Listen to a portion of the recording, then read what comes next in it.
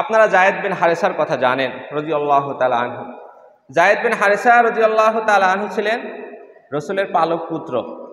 তাকে রসুলের ছেলে বলা হতো, রসুলের কৃতদাস ছিল এবং পরবর্তীতে তিনি তাকে মুক্ত করে দেন।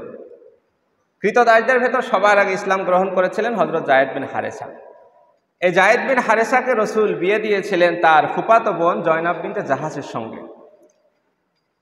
জয়নাব বিনতে জাহাস রাদিয়াল্লাহু তাআলা আনহা, তিনি ছিলেন রূপবতী নারী, বনেদি ঘরের সন্তান। আর জায়েদ বিন হারেসা এক সময় ছিল কৃতদাস, যার গায়ে দাসত্বের কলঙ্ক লেগে আছে। একে জয়নাব বিনতে জাহাস ঠিকঠাক মতো গ্রহণ করতে পারছিলেন না। তার কাছে ভালো লাগছিল না যে আমার মতো একজন উচ্চ বংশের রূপবতী নারী, সে কেন এক সময় দাসকে বিয়ে করবে।